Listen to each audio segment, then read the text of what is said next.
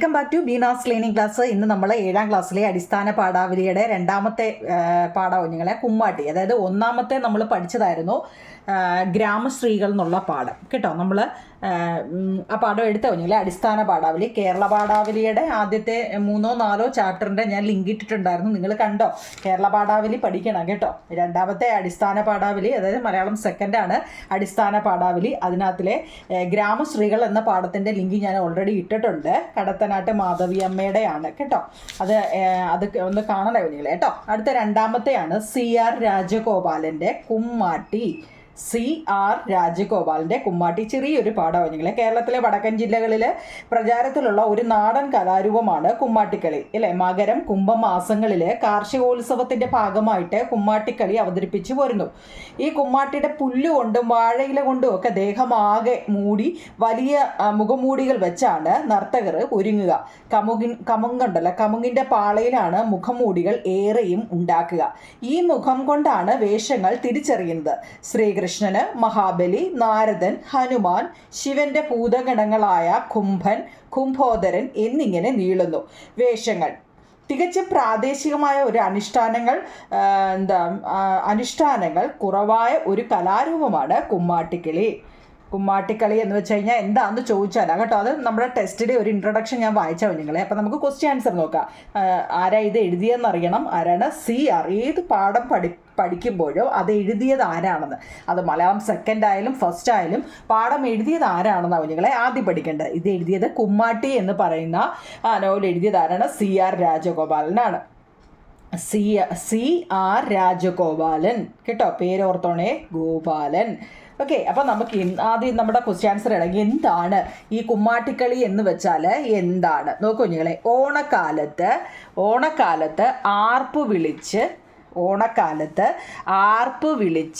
വില്ല് കൊട്ടി വീടുകൾ തോറും കയറിയിറങ്ങി കുട്ടികളും ചെറുപ്പക്കാരും അവതരിപ്പിക്കുന്ന നാടോടിക്കലയാണ് കുമ്മാട്ടി. ഓണക്കാലത്ത് ആർപ്പ് വിളിച്ച് വില്ല് കൊട്ടി വീടുകൾ തോറും കയറിയിറങ്ങി കുട്ടികളും ചെറുപ്പക്കാരും അവതരിപ്പിക്കുന്ന നാടോടിക്കലയാണ് കുമ്മാട്ടി. ഒന്നാമത്തെ. ഇനി ഈ കുമ്മാട്ടിക്കളിയുടെ വേഷവിധാനങ്ങൾ, വേഷത്തിൻ്റെ സവിശേഷതകൾ എന്തെല്ലാമാണ്? കുമ്മാട്ടിക്കളിയുടെ വേഷ സവിശേഷതകൾ എന്തെല്ലാമാണ്? രഹസ്യമായ സ്ഥലത്ത് വെച്ചാണ് വേഷങ്ങൾ കിട്ടുന്നത്.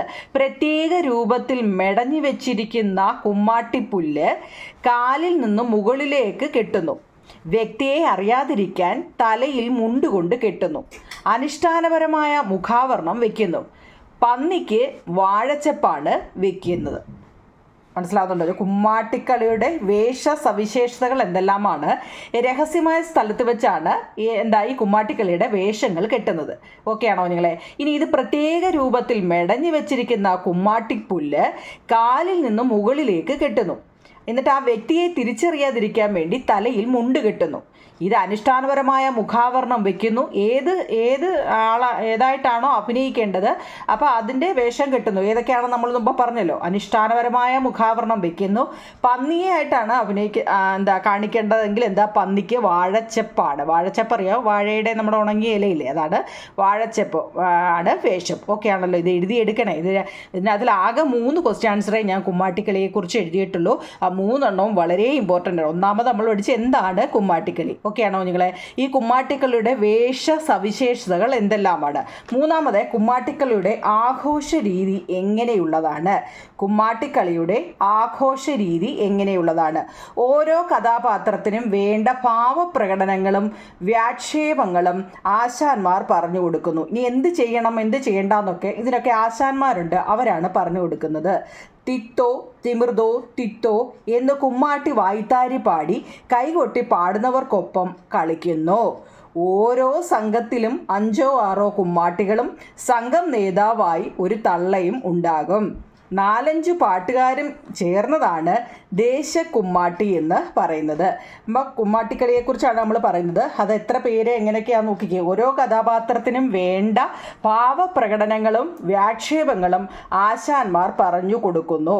തിത്തോ തിമിർതോ തിത്തോ എന്ന് കുമ്മാട്ടി വായ്ത്താരി പാടി കൈകൊട്ടി പാടുന്നവർക്കൊപ്പം കളിക്കുന്നു. ഓരോ സംഘത്തിലും 5-6 കുമ്മാട്ടികളും സംഘം നേതാവായി ഒരു തള്ളയും ഉണ്ടാകും. 4-5 പാട്ടുകാരും കൂടി അതിൻ്റെ കൂടെ കാണും. ഇതെല്ലാം ചേർന്നതാണ് ദേശക്കുമ്മാട്ടി എന്ന് പറയുന്നത്. കേട്ടോ, ഓക്കെ ആണോ നിങ്ങളെ? അപ്പോൾ ഈ പാഠത്തിനകത്തിൽ ഇനി നമുക്ക് ഒരു നോട്ടീസ് തയ്യാറാക്കാൻ ചിലപ്പോൾ ചോദിക്കാം. എന്താ നിങ്ങളെ നോട്ടീസ് തയ്യാറാക്കാൻ സ്കൂളിൽ സംഘടിപ്പിക്കുന്ന കാർഷിക ഉത്സവത്തിനോടനുബന്ധിച്ച് ഒരു നോട്ടീസ് തയ്യാറാക്കാൻ. നോട്ടീസ് തയ്യാറാക്കുമ്പം ആദ്യമേ നിങ്ങൾ എന്താണ് നോട്ടീസ് എന്ന് എഴുതിയിട്ട് അവിടെ എന്താണോ പരിപാടി നടത്തുന്നത് അതിൻ്റെ ഹെഡിങ് ഒരു വലുതായിട്ട് പേരെഴുതണം കേട്ടോ. എന്നിട്ട് ഒരു ബോക്സ് ഒക്കെ കൊടുത്തിട്ട് നിങ്ങൾക്കറിയാമല്ലോ എന്താണോ എപ്പോഴാണോ നടത്തുന്നതിനെക്കുറിച്ചൊക്കെ എഴുതിയിട്ട് കേട്ടോ. ലാസ്റ്റിൽ ലെഫ്റ്റ് സൈഡായിട്ട് തീയതി സ്ഥലമൊക്കെ കൊടുക്കണം കേട്ടോ. നോട്ടീസ് എഴുതാൻ അറിയാമോ നിങ്ങളെ? ഇല്ലെങ്കിൽ പറയണേ കേട്ടോ. ഞാനൊരു നോട്ടീസ് എങ്ങനെയാണ് തയ്യാറാക്കുന്നതെന്ന് ഞാൻ പറഞ്ഞുതരാം. സ്കൂളിൽ ടീച്ചർമാരൊന്നും തന്നില്ലെങ്കിൽ കേട്ടോ. അപ്പം നിങ്ങൾ പിന്നെ കുമ്മാട്ടിയെക്കുറിച്ചാണ് നമ്മൾ പഠിക്കുന്നത്. കുമ്മാട്ടിക്കളി എന്താണെന്നും കുമ്മാട്ടിക്കളിയുടെ വേഷ സവിശേഷതകൾ എന്തെല്ലാമാണെന്നും കുമ്മാട്ടിക്കളിയുടെ ആഘോഷ രീതികൾ എങ്ങനെയൊക്കെയാണെന്നും ഒക്കെയാണ്. ഇനി ഇതിനെ മൊത്തം നിങ്ങൾ ടെസ്റ്റ് വായിച്ചു നോക്കിയിട്ട് മൊത്തത്തിലൊരു കുറിപ്പ് തയ്യാറാക്കണം. ഈ പാഠഭാഗത്തെ ബേസ് ചെയ്ത് മൊത്തത്തിൽ ഇതിനകത്തിൽ അല്ലെങ്കിൽ ക്വസ്റ്റ്യൻ ആൻസറുകൾ മൊത്തം കൂടെ വെച്ചിട്ട് അറിയാവുന്ന കാര്യങ്ങളെല്ലാം അങ്ങ് എഴുതി വെക്കണം. ഒന്നും അറിയാൻ വയ്യാന്നും പറഞ്ഞിരിക്കരുത് കേട്ടോ. കുറിപ്പ് തയ്യാറാക്കാൻ ചോദിക്കും. ഓക്കെ ആണോ നിങ്ങളെ? അപ്പോൾ ഇത്രയേ ഉള്ളൂ കുമ്മാട്ടിക്കളിയുമായിട്ട് ബന്ധപ്പെട്ടത്. കാർഷിക ഉത്സവം അല്ലെ നാട്ടുത്സവം എന്നതിനെയൊക്കെ അടിസ്ഥാനമാക്കി ഒരു വിവരണം തയ്യാറാക്കാനൊക്കെ ചോദിക്കുമ്പോൾ സ്വന്തമായിട്ടൊക്കെ അങ്ങ് എഴുതിക്കണം. ഒന്നും അറിയാൻ വയ്യാന്നും പറഞ്ഞിരിക്കരുത്. ഈ പാഠത്തിലെ ഏറ്റവും പ്രധാനപ്പെട്ടതാണ് നോട്ടീസ് തയ്യാറാക്കാൻ കേട്ടോ. അത് എഴുതിയെടുക്കണേ. ഇനി നമുക്ക് അടുത്ത പാഠം മലയാളം സെക്കൻഡാണ് നമ്മളിപ്പോൾ പഠിക്കുന്നത്. മലയാളം സെക്കൻഡിൻ്റെ ഒന്നാമത്തെ പാഠം എന്ന് വെച്ച് കഴിഞ്ഞാൽ ഗ്രാമശ്രീകളാണ്. രണ്ടാമത്തത് കുമ്മാട്ടിക്കളി. 3 വിത്ത് എന്ന മഹാത്ഭുതം. വിത്തിനെ കുറിച്ചാണ് നിങ്ങളെ. വിത്ത് എന്ന മഹാത്ഭുതം ചെറുവയൽ രാമൻ എഴുതിയതാണ്. ചെറുവയൽ രാമൻ. നമുക്ക് ഇപ്പോൾ പാഠം നോക്കുന്നതിനേക്കാൾ പാഠം മൊത്തം വായിക്കുന്നതിൽ ഇപ്പം നമുക്ക് ആ ക്വസ്റ്റ്യൻ ആൻസർ അങ്ങ് എടുക്കാം. കൂടുതൽ വലിച്ചു നീട്ടുണ്ടാവും നിങ്ങളെ. വിത്ത് ഒന്ന് പറയണോ ഞാൻ നിങ്ങളോട് എന്തൊക്കെയാണ് കാര്യങ്ങളെന്ന്? ടെസ്റ്റ് വായിക്കുന്നുണ്ടോ നിങ്ങൾ? ടെസ്റ്റ് സ്കൂളിൽ എടുത്തോ? മലയാളം സെക്കൻഡൊക്കെ എടുത്തോ? വിത്ത് എന്ന മഹാത്ഭുതം. അതായത് നെൽവിത്താകട്ടെ പയർ വിത്താകട്ടെ ഏത് വിത്തുമാകട്ടെ അത് സൂര്യൻ്റെ കതിരിനു വേണ്ടി ക്ഷമയോടെ സഹനശക്തിയോടെയും സൂക്ഷ്മഭാവത്തോടെയും കിളിർക്കാൻ വേണ്ടി കാത്തിരിക്കുന്നു.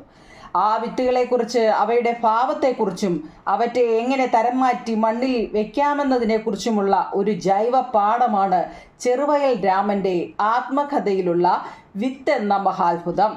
നമ്മുടെ കുട്ടികൾക്കും മുതിർന്നവർക്കും അറിയാത്ത കർഷക മഹത്വത്തിൻ്റെ ജീവസ്പന്ദനമാണ് ഈ കഥയിലൂടെ പത്മശ്രീ ലഭിച്ച ചെറുവയൽ രാമൻ അവതരിപ്പിക്കുന്നത്.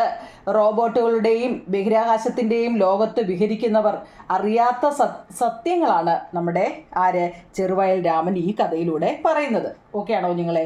ഏത് കാലാവസ്ഥയെയും രോഗബാധയെയും ചെറുക്കാൻ തക്ക ശേഷിയുള്ള നെൽവിത്തിനങ്ങളുടെ വിപുലമായ ശേഖരം നമ്മുടെ കേരളത്തിൽ ഉണ്ടായിരുന്നു.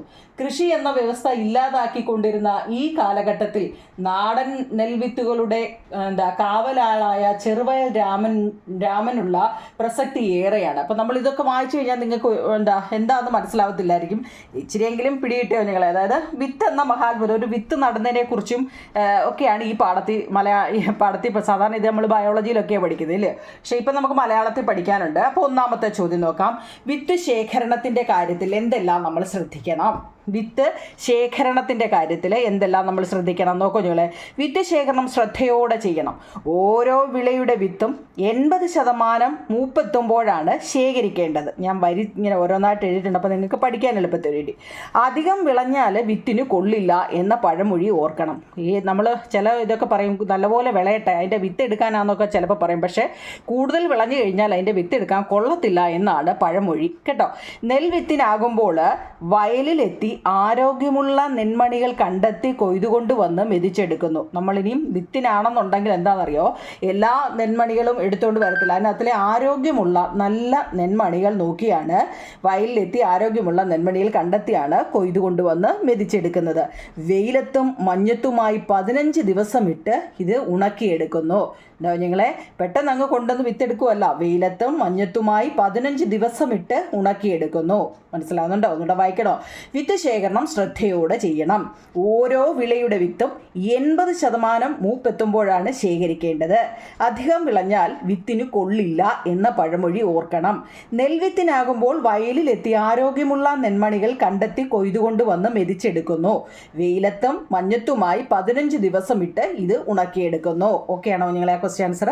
ഓക്കെ. അടുത്ത രണ്ടാമത്തെ, വിത്തിനായി ധാന്യമണികൾ എടുക്കുന്ന രീതികൾ എന്തെല്ലാം? ഇനി നമ്മൾ വിത്തിനായി ധാന്യമണികൾ എടുക്കുന്ന രീതികൾ ഇതെല്ലാം വളരെ, ഞാൻ ആകെ 4 ഒരു പാഠത്തിൽ നിന്ന് 3-4 ക്വസ്റ്റ്യൻ ആൻസറേ തരുന്നുള്ളൂ. അത് വൃത്തിയായിട്ട് പഠിക്കണം കേട്ടോ. വിത്തിനായി ധാന്യമണികൾ എടുക്കുമ്പോൾ നമ്മൾ എന്തെല്ലാം ശ്രദ്ധിക്കണം?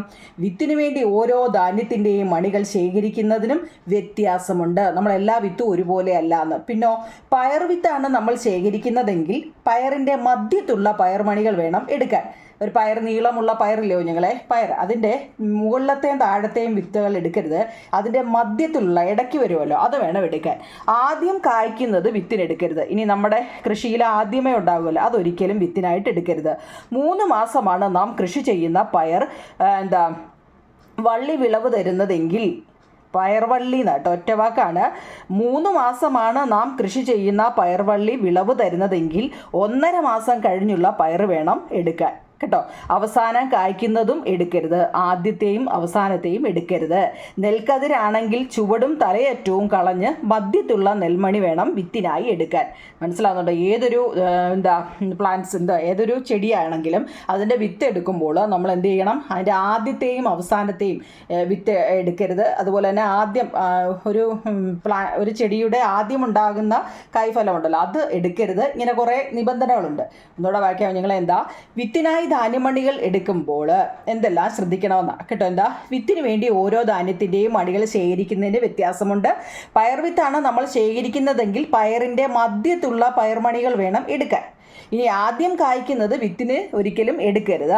3 മാസമാണ് നാം കൃഷി ചെയ്യുന്ന പയർവള്ളി വിളവ് തരുന്നതെങ്കിൽ 1.5 മാസം കഴിഞ്ഞുള്ള പയർ വേണം എടുക്കാൻ. ഇനി അവസാനം കായ്ക്കുന്നതും ഒരിക്കലും എടുക്കരുത്.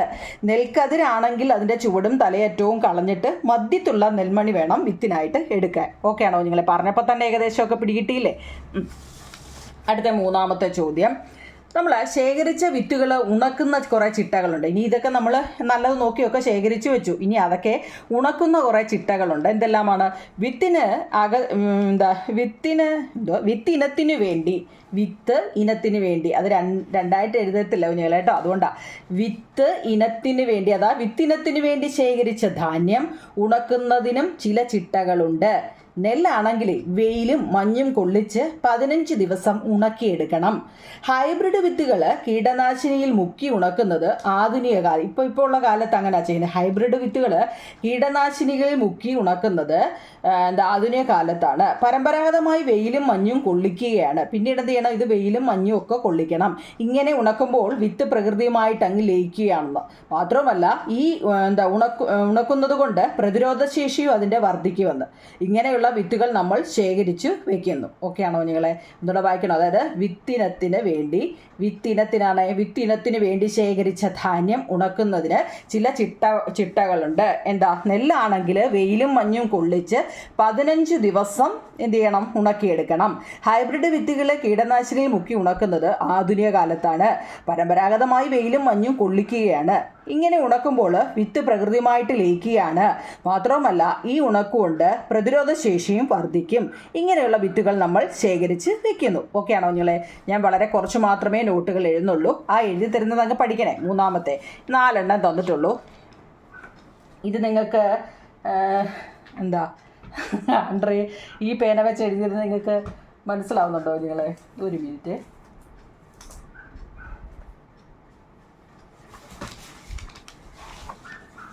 ഇത് ഞാനൊരു വെറൈറ്റിക്ക് എഴുതി നോക്കിയതാണ് കേട്ടോ. കാരണം ക്യാമറയിൽ കൂടെ കാണുമ്പോൾ നല്ല തെളിച്ച് നല്ലപോലെ കാണാൻ പറ്റുമെന്ന് വിചാരിച്ചൊക്കെ വലിയ ഇതിൽ എഴുതിയതാണ്. പക്ഷേ കാണാൻ പറ്റുന്നുണ്ടോ? എൻ്റെ കുഞ്ഞുങ്ങൾക്ക് എഴുതാൻ പറ്റുന്നുണ്ടോ? പറ്റുമായിരിക്കും അല്ലേ. കർഷകർ തമ്മിലുള്ള ആശയവിനിമയങ്ങളിലൂടെ കൈമാറുന്ന അറിവുകൾ എന്തെല്ലാം? കർഷകർ തമ്മിലുള്ള ആശയവിനിമയങ്ങളിലൂടെ കൈമാറുന്ന അറിവുകൾ എന്തെല്ലാം? ഓക്കെ, നോക്കൂ കുഞ്ഞുങ്ങളെ. കർഷകർ ആശയവിനിമയങ്ങളിലൂടെ എന്താ വിത്തിറക്കുന്ന അവരുടെ തീയതി എന്താ കുഞ്ഞുങ്ങളെ? കർഷകർ തമ്മിലുള്ള രണ്ട് കർഷകർ തമ്മിലുള്ള ആശയവിനിമയത്തെക്കുറിച്ചാണ്.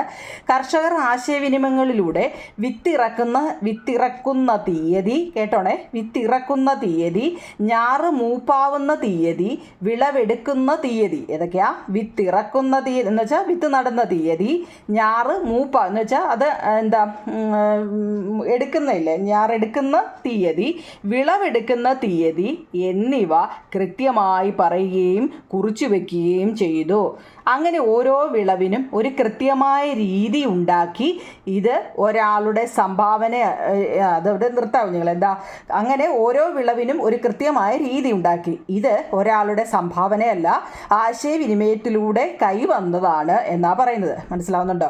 കർഷകർ തമ്മിലുള്ള സംഭാഷണമാണ്. സംഭാഷണം എന്ന് വെച്ചാൽ ആശയവിനിമയത്തിലൂടെ കൈമാറുന്ന അറിവുകൾ എന്തെല്ലാമാണ്? കർഷകർ ആശയവിനിമയങ്ങളിലൂടെ വിത്തിറക്കുന്ന തീയതിയും ഞാറ് മൂപ്പാവുന്ന തീയതിയും വിളവെടുക്കുന്ന തീയതിയും കൃത്യമായിട്ട് പറയുകയും അവരത് കുറിച്ചു വെക്കുകയും ചെയ്യുന്നു. അങ്ങനെ ഓരോ വിളവിനും ഒരു കൃത്യമായ രീതി ഉണ്ടാക്കി അത് ഒരാളുടെ മാത്രമല്ല അല്ലേ, ഒരാളുടെ സംഭാവന മാത്രമല്ല, പിന്നെയോ അവർ തങ്ങളുടെ ആശയവിനിമയത്തിലൂടെ അത് കൈവന്നതാണെന്നാണ് പറയുന്നത്. അപ്പോൾ ഞാൻ ഇത്രയും ക്വസ്റ്റ്യൻ ആൻസർ മാത്രമേ അതിനകത്ത് എഴുതിയിട്ടുള്ളൂ. നിങ്ങളെ ഇത് വൃത്തിയായിട്ട് എഴുതിയെടുക്കുക കേട്ടോ. പിന്നെ നിങ്ങൾക്ക് സ്കൂളിൽ നിന്നോ ടെസ്റ്റിൽ നിന്നോ ഒക്കെ ഉള്ള നോട്ടുകളും കൂടെ പഠിക്കണേ. ഞാൻ മലയാളം ഫസ്റ്റിൻ്റെ നിങ്ങൾ നോക്കിക്കോണം. കേരള പാഠാവലിയുടെ ഒരു ലിങ്ക് ഞാൻ 3 or 4 ചാപ്റ്റർ വെച്ചിട്ട് നോട്ട് മാത്രം ഇട്ടിട്ടുണ്ട്. അത് വൃത്തിയായിട്ട് എഴുതിയെടുക്കണം കേട്ടോ. നിങ്ങളൊന്ന് നോക്കണേ. ബീനാസ് ലേണിംഗ് ക്ലാസ് എടുത്തിട്ട് മലയാളത്തിൻ്റെ എൻ്റെ ഇതിനകത്ത് ലിങ്കിൽ നോക്കിയാൽ മതി. മലയാളം ഫസ്റ്റ് ഇട്ടിട്ടുണ്ട് കുഞ്ഞുങ്ങളെ. അതുപോലെ തന്നെ മലയാളം സെക്കൻഡിൻ്റെ ഗ്രാമശ്രീകൾ എന്നുള്ള പാഠവും ഇട്ടിട്ടുണ്ട്. അപ്പോൾ നിങ്ങൾ ഇനി എൻ്റെ നോട്ട് നോക്കിയിരിക്കുന്ന കുട്ടികൾക്ക് കേട്ടോ. അപ്പോൾ അടുത്തത് കുമ്മാട്ടിയായിരുന്നു. പിന്നെ നമ്മുടെ ഈ എന്തായിരുന്നു വിത്തെറിഞ്ഞതോ എന്തൊരു പേരൊക്കെ ഇല്ല, വിത്തെന്ന മഹാത്ഭുതം എന്ന് പറയുന്ന 2 ചാപ്റ്റർ. അപ്പോൾ മൊത്തം 3 ചാപ്റ്റർ മലയാളം സെക്കൻഡിൻ്റെ നോട്ട് ഇട്ടിട്ടുണ്ട്. മലയാളം ഫസ്റ്റ് 3 or 4 ചാപ്റ്റർ ഇട്ടിട്ടുണ്ട് കേട്ടോ. ഇനി നിങ്ങൾക്ക് ഏതെങ്കിലും നോട്ടുകൾ കിട്ടാതെ ഉള്ള കുഞ്ഞുങ്ങൾ പറയണം കേട്ടോ. എൻ്റെ ലിങ്ക് മാത്രം നോക്കിയിരിക്കുന്നുണ്ടെന്ന് ഞാൻ കണ്ടു. അപ്പോൾ ഏതെങ്കിലും നോട്ടുകൾ കിട്ടാത്തതുണ്ടെങ്കിലോ മനസ്സിലാവാത്തതുണ്ടെങ്കിലോ പറയണേ കുഞ്ഞുങ്ങളെ. ഞാൻ എങ്ങനെയെങ്കിലും സമയം ഒപ്പിച്ച് നിങ്ങൾക്ക് ഇത് തന്നെ ഞാൻ രാത്രിയിലിരുന്ന് എഴുതിയതാണ്. എങ്ങനെ ആയാലും വേണ്ടിയില്ല, ഞാൻ നിങ്ങൾക്ക് അറിയാൻ വയ്യാത്തത് പറഞ്ഞു തരാം കേട്ടോ. ഓക്കെ, അതുപോലെ ലൈക്കും കമൻറ്റും സബ്സ്ക്രൈബും ഒക്കെ ചെയ്യണേ. ഓക്കെ ആണോ കുഞ്ഞുങ്ങളെ? Okay, thank you.